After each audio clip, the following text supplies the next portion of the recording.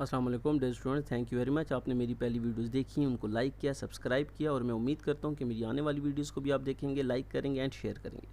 आज का हमारा टॉपिक है death of partner in partnership, कि अगर एक पार्टनर की डेथ हो जाती है ड्यूरिंग द पार्टनरशिप बिजनेस तो हम अकाउंटिंग की बुक्स में क्या ट्रीटमेंट करते हैं, हम कैसे रिकॉर्डिंग करते हैं। According to partnership act 1932, on the death of any partner the partner comes to an end. अगर आपके पार्टनरशिप के बिजनेस के दौरान किसी पार्टनर की डेथ हो जाती है तो वहीं पर उसकी पार्टनरशिप ख़त्म हो जाती है। However the remaining partners usually carry on the business by purchasing the share of deceased partner. देखें कि अगर एक पार्टनर की डेथ हो जाती है तो वहाँ पर उसकी पार्टनरशिप ख़त्म हो गई, लेकिन जो दूसरे पार्टनर्स हैं, जो रिमेनिंग पार्टनर्स हैं, वो उस बिज़नेस को रन कर सकते हैं और डिसीज़ पार्टनर का जो जिसकी डेथ हो जाती है उसका शेयर ख़रीद कर उसका शेयर वो परचेज़ कर लेते हैं और वो बिज़नेस को रन कर लेते हैं। As such a new partnership is formed under new deed agreement. और जब आप ये जो रिमेनिंग पार्टनर्स होते हैं, ये जब बिज़नेस को कंटिन्यू करते हैं तो ये फिर इनकी डीड या पार्टनरशिप एग्रीमेंट भी न्यू होता है और ये रिकॉन्स्टिट्यूट उस बिज़नेस को करते हैं, ये उस बिज़नेस को दोबारा स्टार्ट करते हैं। और जो है ओल्ड पार्टनर होता है, ये जिस पार्टनर डिजीज़ पार्टनर होता है, ये जो पार्टनर की डेथ हो चुकी होती है, उसके बाद जो न्यू पार्टनरशिप करके न्यू पार्टनरशिप एग्रीमेंट करके ये उस पार्टनरशिप को रन करते हैं। और जो जिस पार्टनर की डेथ हो जाती है उसके जितने अकाउंट्स होते हैं, जितना कैपिटल होता है, जितनी भी उसकी लाइबिलिटीज़ होती हैं, उसको पे करके, उसको सेटलमेंट करके, उस पार्टनर्स को उसका पूरा का पूरा शेयर पे करके, उसके बाद ये नया एग्रीमेंट करके उस पार्टनरशिप को आगे रन करते हैं। Following problems are arises when any partner dies. जब कोई पार्टनर डेथ हो जाता है, किसी पार्टनर की डेथ हो जाती है तो हमें क्या क्या प्रॉब्लम फेस करनी पड़ती हैं। His share of business calculated and paid to his execution, there shall be the business, the share of the business, his share उसका जितना भी शेयर होता है बिज़नेस में हम उसको कैलकुलेट करते हैं और जो उसकी वसीयत के मुताबिक जिसको हमने देना होता है हम उसको पे कर देते हैं। कि हमें उसने बता दिया गया होता है कि हमने ये किसको पे करना है, जो उसका जिसके लिए वसीयत की जाती है कि उसको पे करना है, या उसके जितने भी करीबी होते हैं जिसको हमने पे करना होता है, फिर हम उसको पे कर देते हैं जितना भी उसका शेयर बिजनेस में होता है। कंसिस्ट ऑफ फॉलोइंग, ये वो चीज़ें हैं जिसको हम डिस्कस करते हैं। इस capital investment on the date of death, उसकी कैपिटल कितना था, उसका टोटल इन्वेस्टमेंट कितनी थी जिस वक्त उसकी डेथ हो रही थी। बिजनेस में हम देखते हैं कि उसकी इन्वेस्टमेंट उस वक्त कितनी थी। Any profit or loss to increase in the value of certain assets and liabilities, उसको प्रॉफिट एंड लॉस में इंक्रीज़ हुआ है या डिक्रीज़ हुआ है at the time of death, क्योंकि हम रिवैल्यूएशन अकाउंट बना लेते हैं इसमें। हिज शेयर ऑफ गुडविल, उसका गुडविल का शेयर देखते हैं कि उसका गुडविल का शेयर कितना बनता है। His share of profit for the period from the last balance sheet of the death of his date of his death.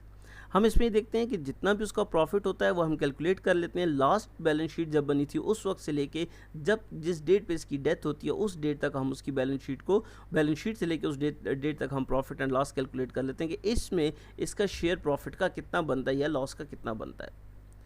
हम देखते हैं settlement of new profit sharing ratio as among the present partner. जो आपके present partner होते हैं, हम फिर ये देखते हैं कि उनकी सेटलमेंट के बाद प्रॉफिट शेयरिंग रेशो कितनी बनती है, क्योंकि वो अब नया बिजनेस स्टार्ट कर रहे हैं, उस बिजनेस को रन तो कर रहे हैं लेकिन नई डीड के साथ, नई एग्रीमेंट के साथ, तो वो शेयर भी उनका जो है पार्टनरशिप डीड में वो भी अपना मेंशन करेंगे।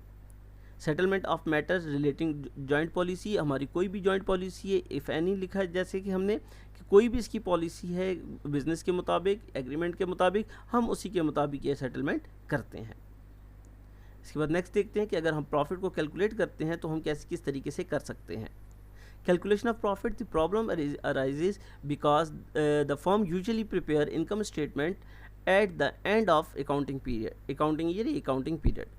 जैसे कि आपको पता है कि हम इनकम स्टेटमेंट या प्रॉफिट एंड लॉस अकाउंट हम अकाउंटिंग पीरियड जब क्लोज होता है तो तब हम बनाते हैं, but death occur at any time, और किसी टाइम भी डेथ हो सकती है, किसी भी पार्टनर की हो सकती है। Therefore in the partnership agreement it is provided that on the death of any partner the estimated share of profit for the period from the last balance sheet to the date of death will be calculated and paid to the executors।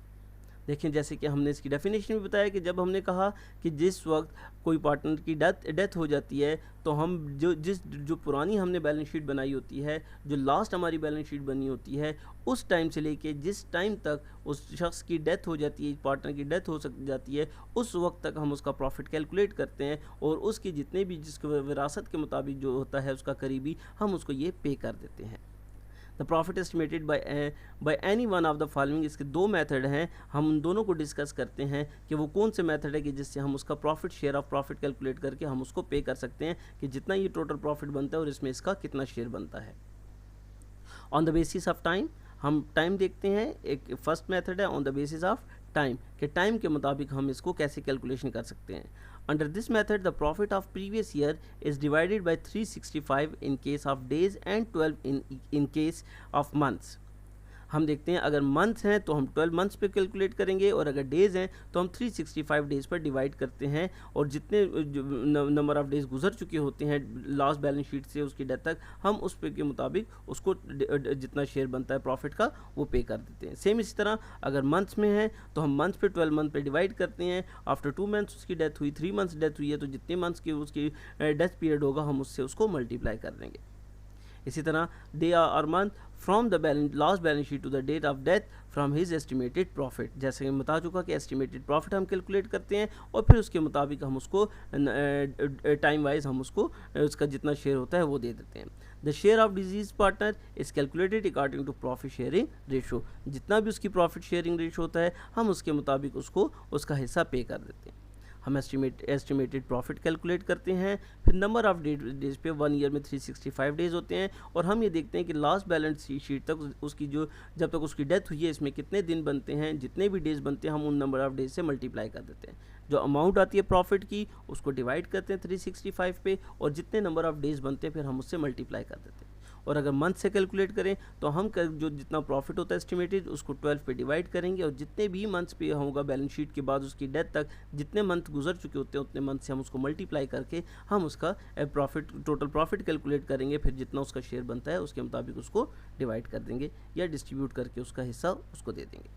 Same इस तरह on the basis of turnover को हम देखते हैं। Under the method the profit of the previous year is multiplied by the sales of the current period and divided by the sales of previous year। देखें हम उसमें करते हैं multiply by sales of the current period, जितनी current period की sale होती है हम प्रीवियस ईयर के प्रॉफिट को हम उससे मल्टीप्लाई करके और टोटल जो लास्ट ईयर का प्रॉफिट होता है हम उस पर उसको डिवाइड कर देते हैं। जो टोटल सेल होती है, जो टोटल आपकी सेल्स होती है उस पर डिवाइड हो जाता है। एस्टिमेटेड सेल या करंट सेल जो होती है, जो आपकी करंट सेल आप उससे मल्टीप्लाई करेंगे और प्रीवियस ईयर का प्रॉफिट आपके पास होगा। ये चल के आगे हम प्रैक्टिकली तौर पर भी करते हैं।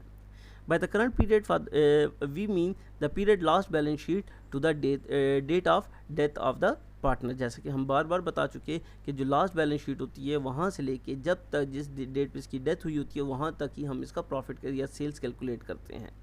From the estimated profit the share disease partner is calculated and transferred to his capital by way of the following। ये उसके एंट्री रिकॉर्ड कर लेते हैं। जनरल एंट्री रिकॉर्ड होती है कि जनरल एंट्री में एक्सपेंस एंड रेवेन्यू समरी को डेबिट करके डिजीज़ पार्टनर्स कैपिटल को हम क्रेडिट कर देते हैं। ये सिर्फ और सिर्फ इसकी जनरल एंट्री है कि एक्सपेंस और रेवेन्यू जितना भी उसको होता है हम उसको डेबिट करके हम उसके रेवेन्यू में जो होता है उसके कैपिटल का जो शेयर होता है हम उसके कैपिटल के साथ इसको ऐड कर देते हैं तो उसका कैपिटल इंक्रीज़ होता है तो हम उसको क्रेडिट कर देते हैं और एक्सपेंस एंड रेवेन्यू समरी को हम डेबिट कर देते हैं। इट्स मीन जो प्रॉफिट होता है हम उसको डेबिट करके क्लोज करने के लिए डेबिट करके डिजीज़ पार्टनर्स कैपिटल अकाउंट जो पार्टनर फोत हो चुका है हम उसकी कैपिटल में उसको ट्रांसफ़र कर देते हैं। इसी तरह अब हम आगे चल के देखते हैं कि हम इन दोनों मेथड से कैलकुलेशन कर कैसे सकते हैं। फॉर एग्जांपल हम देखते हैं A B and C were partner in a business sharing profit and losses in the ratio of 5:3:2। It's mean A का 5 रेशियो है, बी का 3 है एंड सी का 2 है। 5 + 3 + 2 10, 5/10, 3/10 and 2/10 respectively। The firm closed his account on 31st December every year। The profit of the last year was 12,000। देखिए last year का profit कितना है 12,000 and total sale for the year was 80,000 और last year की total sale कितनी थी 80,000। C dies in 26 May, the sales from 1 January to 26 May. क्यों कि देखें हमने जो बैलेंस शीट बनाई थी वो 31 दिसंबर को बनाते थे, क्योंकि हमारे अकाउंट 31 दिसंबर को क्लोज होते हैं। तो 1 जनवरी से लेके मई तो 26 मई को जब वो पार्टनर फोर्थ हो रहा था, तो 1 जनवरी से लेके 26 मई तक हमने प्रॉफिट कैलकुलेट करना है और सेल्स कैलकुलेट करनी है, जो कि कितना है, सेल्स आपकी कितनी है 36,000 आपकी सेल बनती है। हम इसका आगे जाके एस्टिमेटेड प्रॉफिट भी कैलकुलेट करेंगे। तो ये आपकी सेल्स कितनी बनती है 1 जनवरी टू 26 जनवरी में 26 में इज ₹36,000 कि जिस डेट पे उसकी डेथ हो रही थी वो 26 मई था। तो हम 1 जनवरी से लेकर 26 तक हमने कहा हमारी सेल कितनी है 36,000 required on the basis of time and on the basis of turnover. तो टर्नओवर को भी हम देखेंगे और ऑन द बेसिस ऑफ जो है वो टाइम भी कैलकुलेट कर लेते हैं। अब आगे चल के हम देखते हैं। फर्स्ट हम करते हैं on the time basis. On the basis of time previous year profit, जैसे कि हम पढ़ चुके थे, प्रीवियस ईयर प्रॉफिट हमारा कितना था, क्वेश्चन के मुताबिक देखें तो प्रीवियस ईयर प्रॉफिट कितना है 12,000। The profit of the last year was 12,000 आपका प्रॉफिट है प्रीवियस ईयर का। ठीक है। Number of days from the balance sheet to the date of death.